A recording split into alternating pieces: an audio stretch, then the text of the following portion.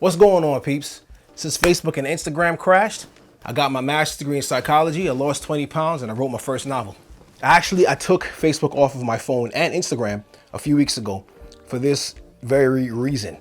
The reason of productivity, all right? Try to get things done. ADHD is not my friend, and Instagram, social media, all that stuff, they're engineered to actually help me to be worse with that, if that makes sense. I actually went ahead and stopped following people on Facebook. Instagram is by default, you kind of can't help that, but we were shut down yesterday, right? So nobody couldn't really do anything on IG or WhatsApp or Facebook or any one of their services. Of course, you had Snapchat, you sending out snaps or any other service that you were using. I usually binge watch YouTube, but that's me. The thing is that whenever I friend somebody or somebody friend requests me, because of all this nonsense with people's political, religious, whatever beliefs that they got going on and who has beef with whom, I really don't care. So what I do is a little secret, a little pro tip to keep your sanity and your attention on what you need to do. Go to their page when you friend request them or their friend request you. Click on because by default it's set up. Follow is set up. So tap their face, and then there's another option. I think it's the 3 buttons, but where it says follow, it's gonna say follow. You just hit that, and then hit the little thing in the middle. It's gonna say unfollow. All right. And if you don't know how to do this, you can probably do a YouTube search or whatever, Google search. What this actually does, it makes you're still friends. And Facebook is to say, yo, but you do it over there, Chris? Yeah, what about him? He followed you. They don't tell him anything. Nobody knows what's going on. But what it does, it helps you to stay out of their feed. And unless you want to, like my wife on there, I follow her because if I don't, she'll ask me, she might get mad at me because I don't know what's going on with her on Facebook. Like we live together, but you know how it is. So basically it keeps your feed free of people and their foolishness. Some people got crazy beliefs, some people got crazy ideologies, and a lot of this stuff out there is poison, it's poison. It's not good for your mind. So my feed is full of the NBA. So I follow the NBA and I follow a few other people's businesses, but we become friends on Facebook. I am not gonna follow you. I love you, but I can't follow you because you can come with some kind of craziness. Somebody's gonna come with something. And listen, everybody's entitled to their own opinion, but Facebook is designed to keep you on there. All right, they want your attention. And that's the biggest number one issue I have with it. And the second thing I actually did was I turned off the notifications. I turned off my IG notifications. So now I know my wife. My wife would be like, "Did you see that video I sent you?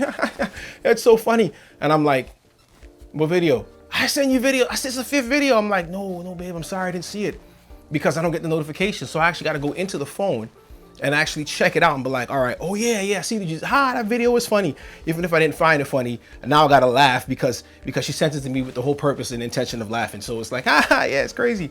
So it is what it is. Keep peace, right? With Facebook, I actually kept the notifications on, and because I have my other business on there that I do with teaching piano and stuff like that. So sometimes people reach out to me, but let me tell you what, I realized something. Why is it that Facebook, Instagram, all these social media accounts, never notice how they email you, right? Let me put y'all onto a little industry secret. What they do, they email you, okay? And they'll send you this email saying, yo, your boy Chris just reached out to you. He mentioned you in his comments. He said something. And you're like, bet, I'm gonna hit this link and it's gonna take me to Facebook. And that's exactly what they want. They could just tell you, yo, your boy Chris, you know what he said? He said, have a happy birthday and enjoy your day.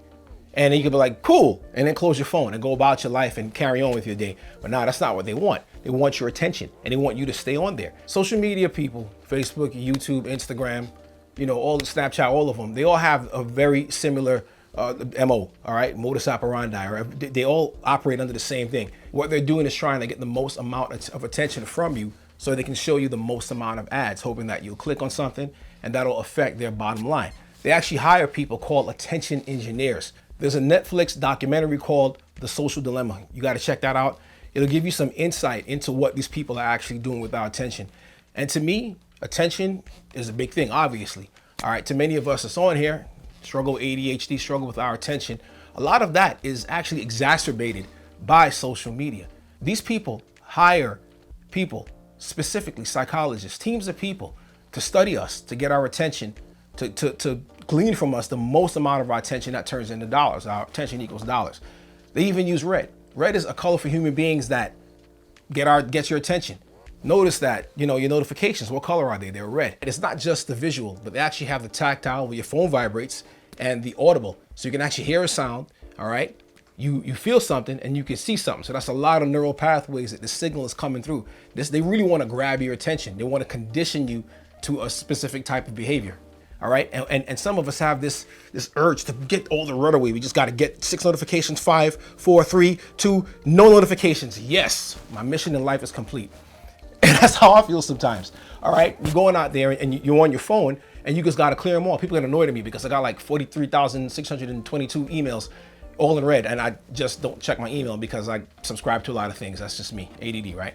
So that's what they do. And they're out there trying to get our attention because they want to sell it. People that suffer with ADHD, ADD adults, have issues with goal-oriented behavior, which is paying attention, staying focused, and basically seeing tasks through until the end. These people with social media, they want your attention. Even for a neurotypical person, a person that doesn't display any issues, doesn't display any ADHD or any attention deficit, inclinations, will have a problem with this because if you're focused on something, studies show that it takes about 10 to 20 minutes to get back into your grind. If you're sitting down, you're studying for school, business, work, whatever it is, you're trying to learn something, your phone is going off, vibrating. You want to check these notifications because you want completion, you want resolution. Some of us, they want to get those red dots. It's the red dot game, the red numbers game, off their phone. And so every time we break our attention, it costs a lot. And what they're trying to do, what their job is to do, is to take us out of our routine. Social media has become a routine breaker. And me, I love my routines. In fact, for the last 6 weeks, I've been in my routine. I love my routine. I get up at 6 o'clock in the morning. I get some exercise in. I come back. I pray. So I got my physical in. I got my spiritual in. So now I got to get the rest of the day in and I start my work. All right. Now, if I have things constantly interrupting me through the day, I have to hit that reset button. And of course, without medication, it's tough. But here's a little secret. Here's a little secret with the medication. This is what I would suggest that you guys do. Those that are suffering ADHD, ADD, and anybody else that actually needs to get some things done. I suggest you take those things off your phone. Take off your social media apps off of your phone, or at least take off the notifications. I know it sounds crazy, right? Take off notifications. How am I going to talk to people? But think about it. You can go to your computer. You can go to any other device, your iPad. Most of us have computers, iPads. And even if you don't, even if you decided to say, let's just say you kept it on your phone, at least the least you could do is turn off those notifications because you control your time. That's the whole point. You're not like a dog with a bone or a bell. Every time somebody rings it, you gotta what? Oh, again? Am I getting another notification? Because they control you. Get the notifications, but you do that on your own terms. In other words, whenever you get to a certain point, it'll help you to be more disciplined. Say at the end of the day, or maybe after like 3-4 hours. All right, you want to go check your notifications now. Now, there's nothing telling you or prompting you to do it. You go and you check it out. You're like, okay, cool. And, you realize that, all right, you go to your notifications and you just time yourself by how long you're on there. Since I've taken off my notifications, on average, I think I spend about 20 minutes in 2 weeks on social media. 20 minutes. That's like 10 minutes a week, 2 minutes a day. All right. And I can't break down the math any more simple than that because I'm not that good with the math. But think about it. And that's without the notifications. Now I've taken it off my phone. How much more time am I going to actually be able to redeem? So another thing, you ever notice that with the medication, and those of you that take any kind of central nervous system stimulants or CNS like Vyvanse or Adderall, you ever notice that there's a time when you actually, you peak and you're like soaring high? Well, there's a reason for that. When something gets your attention, it's your mood is slightly elevated because it's rewarding. You got to remember, I said in a few videos back, it's maybe about a year and a half ago, that the reward system is stimulated, okay, whenever something is interesting to you. So you will want to pay attention to it because your brain loves rewards. It's going to seek a reward. When you take this medication, bupropion, Vyvanse, or any one of those things, you're giving your brain some reward. So whatever it is, it's going to make it seem more rewarding because now you have, all these, you have dopamine, you have norepinephrine. These things are in your brain. They're flooding your synapses, the nerves in your brain, and they're helping you to pay attention. So take advantage of that. I say that because the medication, the high, if you want to call it that, don't last forever. Now, and that could be a bad thing for people because they'll keep upping the dose and saying, I don't feel it.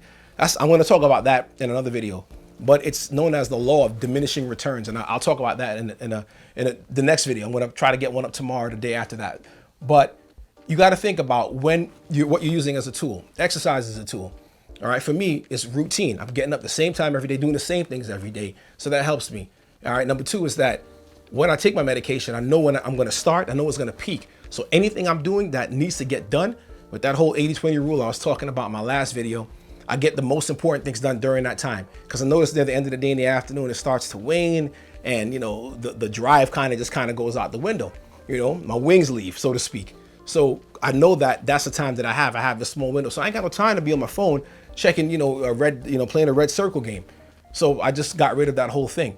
But you got to take advantage of that, because at what point are you going to just like say that this is working for me, and the drug is going to, your body's going to get used to it. Something called tolerance. So you're not sitting there, sorry, my dog is barking.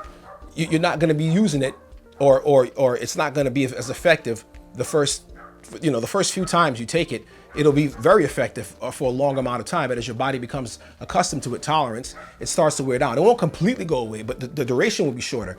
So consider that, because you don't want to keep upping it, because then there's the legal dose, and then now you're getting into recreational use, and we don't want that. But like I said, I'll kick it with y'all in the next video on that.